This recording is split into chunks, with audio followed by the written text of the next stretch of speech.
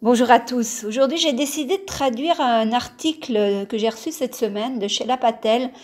Sheila est médecin ayurvédique, mais pas seulement. Elle est aussi un médecin américain qui travaille aux côtés du docteur Deepak Chopra. Son article est d'actualité et s'intitule 8 conseils pratiques pour rester calme et soutenir votre système immunitaire. Avec notre cycle de nouvelles 24 heures sur 24, il est difficile de ne pas être au courant de la propagation du coronavirus. Alors, pour ma part, moi, en tant qu'Elisabeth Tarangui, je reprends le terme d'Irène Grosjean qui parle de conarovirus. Voici maintenant la suite de l'article de Sheila Patel. Voici quelques suggestions sur la façon de rester calme et de soutenir votre système immunitaire. Vous voyez probablement et entendez beaucoup parler du nouveau coronavirus et de la maladie respiratoire associée qu'il provoque, Covid-19. La plupart des nouvelles se concentrent sur des mesures préventives utiles qui incluent le lavage des mains, l'utilisation de désinfectants et l'évitement des contacts étroits avec ceux qui sont malades. Mais elles ignorent souvent une autre partie importante pour rester en bonne santé, qui est de renforcer votre propre système immunitaire. Tout en nous renseignant sur la situation, il est important de gérer tout stress ou anxiété qui peut survenir, car le stress réduit l'immunité aux maladies.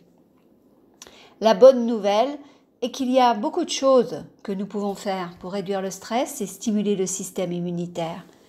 Je vais vous parler maintenant de 8 façons simples de garantir que notre corps et notre esprit soient mieux préparés à lutter contre le virus si nous entrons en contact avec lui. Premièrement, s'engager dans la méditation. La méditation augmente les expressions des gènes qui sont bénéfiques pour le système immunitaire. De plus, les hormones du stress peuvent réduire l'efficacité des cellules immunitaires.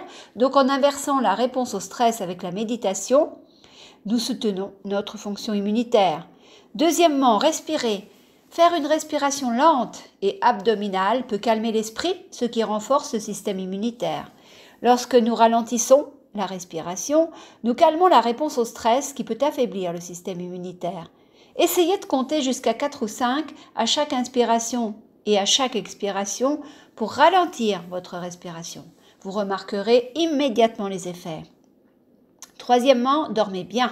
Le sommeil est connu pour stimuler les cellules T qui nous aident à combattre les maladies, en particulier les maladies virales.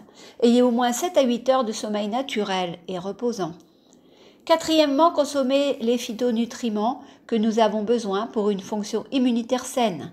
Les plantes regorgent de vitamines et de micronutriments sains qui maintiennent nos cellules en bonne santé, comme la vitamine C, la vitamine A, le zinc et d'autres oligo-éléments nécessaires au soutien des cellules immunitaires.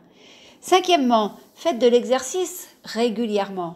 Des mouvements quotidiens simples, comme la marche, peuvent réduire votre niveau de stress, ce qui à son tour soutient le système immunitaire. Cependant, si vous ne vous sentez pas bien, donnez à votre corps le repos dont il a besoin en réduisant l'activité. Essayez de faire du yoga doux à la maison pour continuer à bouger et réduire le stress. Sixièmement, utilisez les médias avec prudence. Il est important de rester informé, mais vérifier votre téléphone toutes les 2 minutes pour voir s'il y a un nouveau développement dans l'histoire ne servira qu'à vous mettre sur la touche. Au lieu de cela, lorsque vous avez envie de saisir votre appareil, essayez de reconnaître l'impulsion et inspirez et expirez profondément et répétez ce simple mantra pour rétablir la paix et l'harmonie. Shanti. Septièmement, connectez-vous avec vos proches.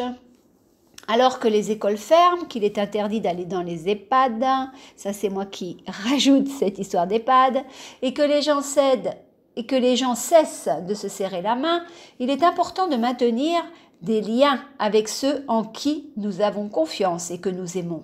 Il a été démontré que la connexion interpersonnelle réduit le stress et augmente le bonheur. Autant que possible, enregistrez-vous avec ceux que vous aimez, même s'il ne s'agit que d'un chat vidéo, d'un appel ou d'un SMS. Huitièmement, envisagez des suppléments. Si vous êtes constamment en déplacement ou si vous n'avez pas accès à des repas frais, les suppléments peuvent aider à fournir des vitamines et des minéraux essentiels à une réponse immunitaire robuste. De plus, de nombreuses herbes peuvent aider à soutenir. Je recommande de prendre des herbes telles que l'ashwagandha, la malaki, le basilic sacré, l'échinacée et le sureau. Bien que nous ne connaissions pas certains des mécanismes d'action exacts, bon nombre de ces herbes sont connues pour augmenter l'activité des cellules immunitaires qui nous aident à combattre l'infection ou peuvent réduire la gravité des symptômes si nous tombons malades. Bien sûr, assurez-vous toujours de vérifier auprès de votre praticien avant de commencer tout régime de suppléments.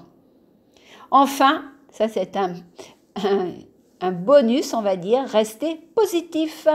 Les mesures préventives de base et les activités de renforcement immunitaire décrites dans cet article peuvent vous aider à vous sentir autonome et moins stressé pendant cette période d'incertitude. Restez en bonne santé.